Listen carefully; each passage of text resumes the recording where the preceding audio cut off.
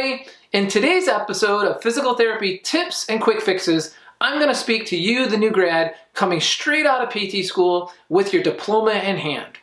And if that's you, you quickly realize that in the near future, you're going to have to land that first job and sit for the boards.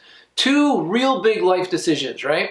Well, that train has left the station. You're going straight at it. So let me give you some tips on how you can succeed at it. Number one, let's talk about the board exam. Do not stress out. You're a great person. You're a great student. You've got your diploma. You finished the program. All you have to do is stay connected to the materials. And I would recommend at least 2 to 4 hours a week. Just stay connected to the materials, reviewing, and taking your sample tests. And I guarantee you, you'll probably sail right through without any trouble.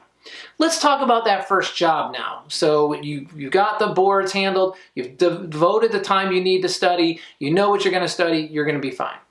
The first job.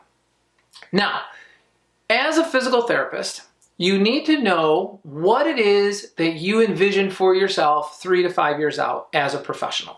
Do you want to be that pediatric specialist? Do you want to be that geriatric specialist? Do you want to be a generalist physical therapist? Do you want to go into private practice and work with every walk of life that comes in that door? Some neurological, some orthopedic, whatever that may be. Find that avenue and stick a stake in it and let's go with that first. And don't worry if you're wrong. You can change directions. It's the beauty of the professional physical therapy. If you're in neuro after a year and you're like, you know what, it's just not for me. I think I really want to go more in this direction or that direction. You can reinvent yourself time and time again. Trust me, I've done it about 18 times throughout my career.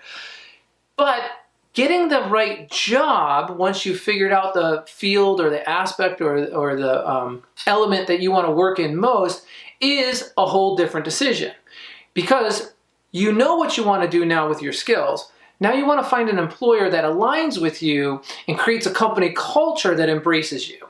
So here's what you want to look for. Number one, read the ad. If the ad opens with a question and it gets your attention to want to answer that question, that's a well thought out ad. So that's checking the box of somebody's really thinking about their ad.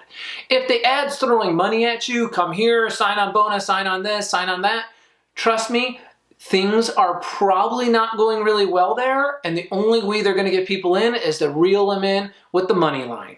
The money line, and some people may be like, well, I got student loans, Brian. I got this, Trust me, I know, I totally understand that. But you are going to regret signing on for a 2 or 3 year deal because no one's going to give you 15 grand, 10 grand to come on without a sign-on contract. And now you're stuck. You're in that environment and you can't really get out unless you buy your way out. Now you're in more debt.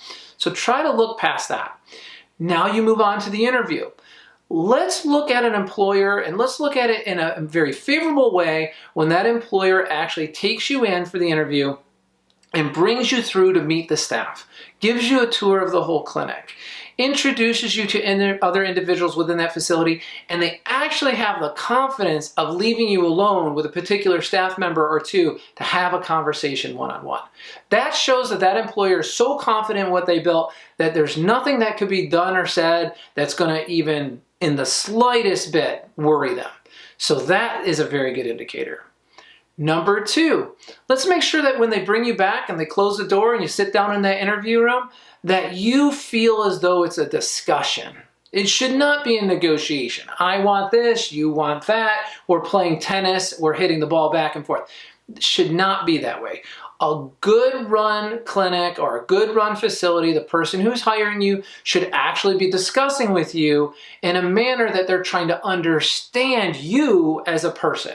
They're trying to understand you as a professional. And they're trying to see if what they have and what they've created in their facility is a match with what you are envisioning for yourself. Whenever I was doing the hiring, which we had a staffing company and I did about 7 interviews a week for just about 10 years, I was constantly trying to make that match with the individual whose purpose and focus and drive aligned with where we were going as a group. I was never trying to beg, plead, and hire that person with a license and a heartbeat. If you get that sense that they need you more than you need them, that is not a good idea. That is not a good place to be. And number 3, look for investment. Look for investment in you. How much are they willing to invest in you? Do they have an internal mentorship program? Do they have a healthy continuing education budget? Do they have an internship with outside companies and groups for you to get your certification and your OCS or your certification in manual therapy or any other advanced training? Are they engaged with other programs in other schools outside? Are they doing roundtable discussions? Are they doing article discussions? Do they have an LMS? Do they have a learning management system internal inside their facility?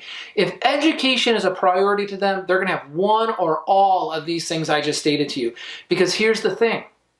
You could work somewhere for 5 years and get paid a healthy check and treat all the patients, and that's the experience you have.